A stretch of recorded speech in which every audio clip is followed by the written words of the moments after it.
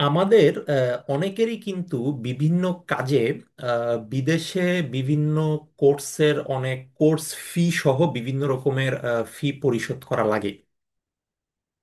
তো এখন এই ফি পরিশোধের ক্ষেত্রে আমরা যারা বাংলাদেশি ক্রেডিট কার্ড ইউজ করে এটা করি, ওদের ক্ষেত্রে একটা বড় ধরনের সমস্যা হচ্ছে যে আমাদের দেশের ক্রেডিট কার্ডগুলোতে অ্যাট এ টাইম 300 US ডলারের বেশি কিন্তু ট্রানজ্যাকশন করা যায় না অনলাইনে।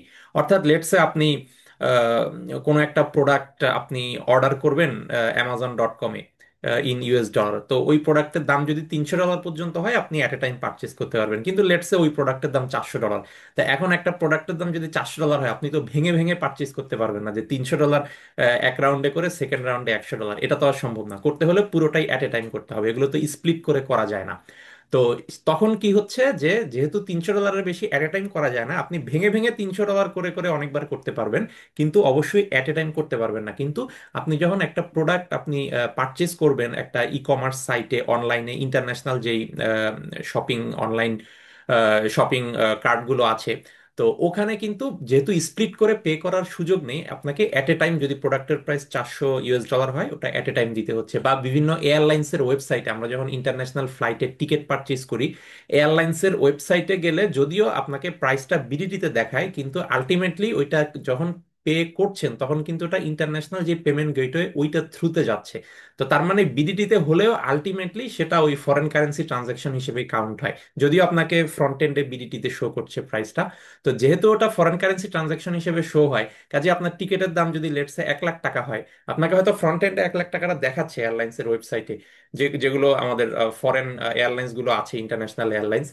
তো সেগুলো দেখাচ্ছে, কিন্তু ইকুইভ্যালেন্ট যেটা সেটা আলটিমেটলি চার্জ হচ্ছে আপনার কার্ড থেকে। তো লেটসে এখন যদি 1 লাখ টাকা হয়, লেটসে আপনার ওখানে চার্জ হচ্ছে $800, কিন্তু আপনার ওখানে বার দেওয়া আছে $300, তখন স্বাভাবিকভাবেই কিন্তু ট্রানজেকশনটা ডিক্লাইন হবে। বা বিদেশে অনেকে যারা বিভিন্ন কোর্স ফি পে করতে যান তাদের ক্ষেত্রে এরকম আমি শুনেছি যে লেটসে $350, $300 বেশি করা যায় না, তখন আবার বাংলাদেশ ব্যাংক থেকে বিশেষ অ্যাপ্রুভাল নিতে হয় ওই $300 লিমিট ক্রস করার ক্ষেত্রে, ইত্যাদি ইত্যাদি। এগুলো অবশ্যই একটা লেন্দি প্রসেস, একটু সময় লেগে যাচ্ছে।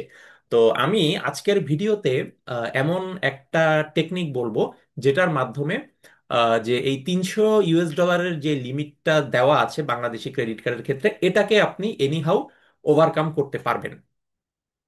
আচ্ছা, সেটা হচ্ছে যে আহ, আপনারা যারা এখানে নিবাসী বাংলাদেশি আছেন, তাদের জন্য যে কোনো বাংলাদেশি শিডিউল্ড ব্যাংকে একটা আরএফসিডি অ্যাকাউন্ট ওপেন করতে হবে। আরএফসিডি, যে resident foreign currency deposit, RFCD account. তো এটা কি ধরনের, যে আরএফসিডি অ্যাকাউন্টটা আপনি যে কোনো শিডিউল ব্যাংকে, কোনো একটা ভালো ব্যাংকে আপনি ওপেন করবেন।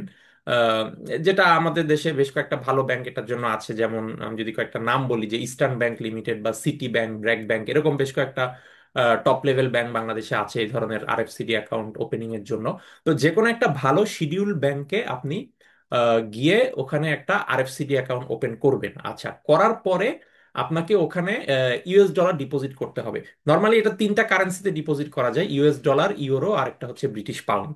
তো ফর এক্সাম্পল আমি US ডলারের কথাই বলছি। তো ওখানে একটা আরএফসিডি অ্যাকাউন্ট ওপেন করলেন, এটা একটা রেগুলার ডেবিট অ্যাকাউন্ট, আপনার যেমন টাকার একটা ডেবিট অ্যাকাউন্ট আছে, এটাও একটা ডলারের ডেবিট অ্যাকাউন্ট বা ফরেন কারেন্সির একটা রেগুলার ডেবিট অ্যাকাউন্ট। ওপেন করে আপনাকে ওখানে কিছু ডলার ডিপোজিট করতে হবে। লেটসে আপনি ওখানে $2000 ডিপোজিট করলেন ক্যাশে। তো এখানে কিন্তু ডলারটা ক্যাশে ডিপোজিট করতে হবে, এগুলো নর্মালি অনলাইন ট্রান্সফার হয় না। বা আপনার যদি বিদেশে কোনো ব্যাংক অ্যাকাউন্ট থেকেও থাকে, ওখান থেকে আসলে ইলেকট্রনিক্যালি এভাবে ফরেন কারেন্সি অ্যাকাউন্ট যেটা আছে বাংলাদেশে, সেটা সেখানে আসলে ওভাবে আপনি ইন্ডিভিজুয়ালি করতে পারবেন না। আপনি রেমিটেন্স আকারে বিদেশ থেকে ফরেন কারেন্সি বাংলাদেশের টাকা অ্যাকাউন্টে পাঠাতে পারবেন, কিন্তু বিদেশ থেকে ফরেন কারেন্সি আবার ওই একই ফরেন কারেন্সিতে বা US ডলারে আপনি বাংলাদেশের কোনো ডলার অ্যাকাউন্টে বা ফরেন কারেন্সি অ্যাকাউন্টে পাঠাতে পারবেন না। এটা এভাবে করা যায় না। এটা সুইফট ট্রান্সফারের মাধ্যমে হতে পারে, বাট সেটা আপনি ইন্ডিভিজুয়াল স্টেজে পারবেন না। সেটা আপনাকে ব্যাংকে সেটা আপনার পেমেন্ট ইনস্ট্রাকশনটা দিতে হবে, ব্যাংক টু ব্যাংক করবে ইনস্টিটিউশনাল লেভেলে, ইন্ডিভিজুয়াল লেভেলে এটা আসলে সম্ভব না। যদি না সেটা টাকা অ্যাকাউন্ট না হয়ে থাকে বাংলাদেশে। আচ্ছা, তো তাহলে আপনি আরএফসিডি অ্যাকাউন্টটা ওপেন করলেন, ওপেন করার পরে আপনি সেখানে সাপোজ $2,000 আপনাকে ক্যাশে ডিপোজিট করতে হবে, যেহেতু এটা ইলেকট্রনিক সম্ভব না।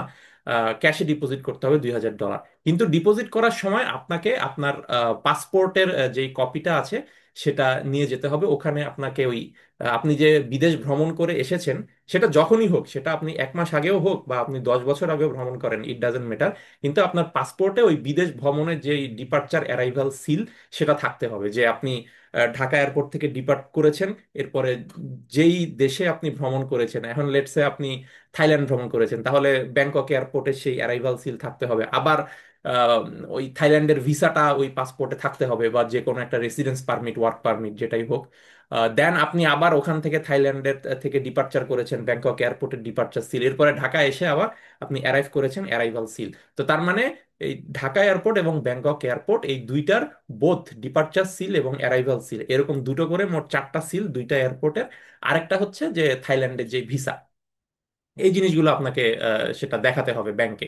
আপনি অরিজিনাল আপনি পাসপোর্ট নিয়ে যাবেন, ব্যাংক সেই পেজগুলো দেখে, অ্যারাইভাল ডিপার্চার সিল দেখে, ভিসা দেখে ওগুলোর একটা ফটোকপি করে নিবে। তো এটা হচ্ছে প্রমাণ করে যে আপনি বিদেশ গিয়েছেন। কারণ হচ্ছে এই যে $2,000 আপনি ডিপোজিট করছেন, এই $2,000-এর সোর্স কি? বাংলাদেশে কিন্তু নর্মালি যেটা আমাদের বৈদেশিক মুদ্রা নিয়ন্ত্রণ আইন 1947 আছে, সেইটা অনুযায়ী কিন্তু আপনি বাংলাদেশে সিম্পলি ফর নাথিং তো আপনি ফরেন কারেন্সি বা ডলার হোল্ড করে রাখতে পারেন না। আপনাকে তো কারণ থাকতে হবে। কারণ কি?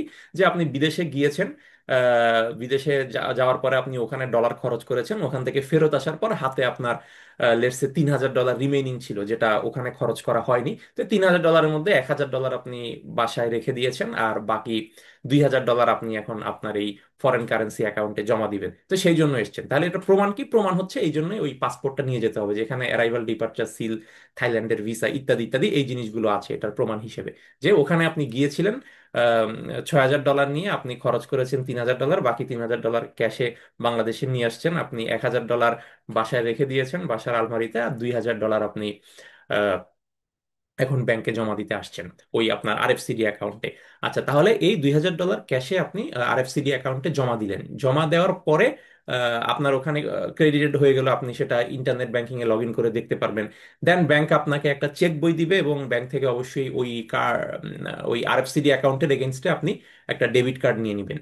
তা ডেবিট কার্ড নেয়ার পরে এখন যেটা সুবিধা, যে ওই যে বাংলাদেশি আমাদের লোকাল ক্রেডিট কার্ডের ক্ষেত্রে যে $300 বার আছে, কিন্তু আরএফসিডি অ্যাকাউন্ট থেকে যে ডেবিট কার্ড দিয়েছে এখানে কিন্তু ওই বারটা নেই। এখানে আপনি স্বাধীন, আপনার যতটুকু ব্যালেন্স আছে আপনি ততটুকুই এখানে খরচ করতে পারবেন, বা এট এ টাইম আপনি ট্রানজেকশন করতে পারবেন। আপনার অ্যাকাউন্টে $2,000 আছে, আপনি চাইলে ফুল $2,000-ও কিন্তু ওই ডেবিট কার্ড দিয়ে এট এ টাইম আপনি ট্রানজেকশন করতে পারবেন। তো কাজেই এভাবে হচ্ছে আপনি ক্রেডিট কার্ডের ক্ষেত্রে যে $300 লিমিটেশন থাকে, এটাকে আপনি বৈধভাবে ওভারকাম করতে পারেন by opening the RFCD account, then depositing cash dollar, and then basically you make online transaction using the debit card, যেটার কোনো লিমিট নেই। এই ডেবিট কার্ডের $300 $600 লিমিট নেই, এটা লিমিট হচ্ছে as long as you you have balance. আপনার balance যতটুকু ততটুকুই লিমিট। আপনার ওখানে যদি $10,000 থাকে, আপনার ডেবিট কার্ডের লিমিট $10,000, আপনি চাইলে ওই $10,000-ও অ্যাট এ টাইম খরচ করতে পারবেন, যদি আপনার ব্যাংক থেকে অন্য কোনো রেস্ট্রিকশন সেট করা না থাকে। বাট $300 কখনোই না।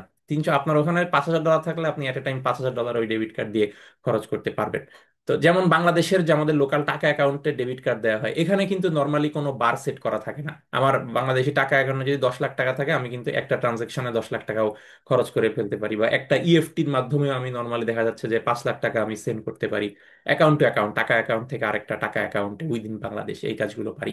তো কাজেই এই যে $300 যে ক্রেডিট কার্ডের লিমিট, এটাকে ওভারকাম করার একটা সুন্দর ওয়ে হচ্ছে যে আপনি আরএফসিডি অ্যাকাউন্ট ওপেন করে সেখানে ক্যাশ ডলার ডিপোজিট রেখে, এরপরে ওইটা ডেবিট কার্ড নিয়ে ওইটা দিয়ে আপনি অনলাইনে ট্রানজ্যাকশন করতে পারবেন, হোয়ার বেসিক্যালি $300 কোনো লিমিটেশন আপনাকে সেখানে বাধা হয়ে দাঁড়াবে না। আর যারা এখানে প্রবাসী বাংলাদেশি আছেন তাদের জন্য প্রসেসটা একই, শুধু পার্থক্য হচ্ছে ওটা আরএফসিডি না হয়ে এনএফসিডি হবে, যে non resident foreign currency deposit. এটা ছাড়া সবকিছুই সেম, একটা প্রবাসীদের জন্য একটা নিবাসী বাংলাদেশিদের জন্য আরএফসিডি এনএফসিডি, এটাই পার্থক্য। বাট প্রসিডিউর সবই সেম। ওখানে অ্যাকাউন্ট ওপেন করে আপনি ক্যাশ ডলার ডিপোজিট করবেন, দেন ডেবিট কার্ড নিবেন, এরপরে আপনি অনলাইনে ট্রানজ্যাকশন করতে পারবেন। এবং এই আরএফসিডি অ্যাকাউন্টের আরেকটা ভালো বেনিফিট হচ্ছে যে এখানে কিন্তু ইন্টারেস্ট যোগ হয়, 1.5% করে আপনাকে ইন্টারেস্ট দিতে থাকে। সিটি ব্যাংক হোক বা যেই ব্যাংকই হোক, নর্মালি ভালো ভালো ব্যাংকগুলো কিন্তু 1.5% করে ইন্টারেস্ট দিতে থাকে, যেটা নর্মালি কোয়ার্টারলি ক্রেডিটেড হয়। তো কাজে আপনি যদি ডলারটা বাসায় ফেলে রাখেন, ওখানে কিন্তু ইন্টারেস্ট যোগ হচ্ছে না, কিন্তু এই ডলারটাই যদি আরএফসিডি অ্যাকাউন্টে ডিপোজিট করেন, আপনার 1.5% করে করে পার ইয়ার, যেটা 1.5% ইন্টারেস্ট প্রতি 3 মাস পর পর বা এভরি কোয়ার্টার এটা ক্রেডিটেড হচ্ছে আপনার অ্যাকাউন্টে।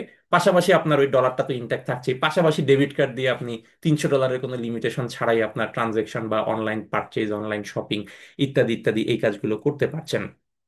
তো কাজেই সেজন্য আমি রিকমেন্ড করব যে এই যাদের ক্ষেত্রে এই সমস্যাটা হচ্ছে $300 লিমিটেশন, তারা আরএফসিডি বা এনএফসিডি অ্যাকাউন্ট ওপেন করে ডেবিট কার্ড দিয়ে করতে পারেন। এতে আপনার $300 হ্যাসেলটাও থাকলো না, আবার 1.5% পার ইয়ার করে করে ইন্টারেস্টও যোগ হতে থাকছে। আচ্ছা, ডলারের উপর ডলার কিন্তু আরো অ্যাড হচ্ছে আপনার অ্যাকাউন্টে, সো আপনি বোথ ওয়েতেই কিন্তু বেনিফিটেড হচ্ছেন। ধন্যবাদ সবাইকে।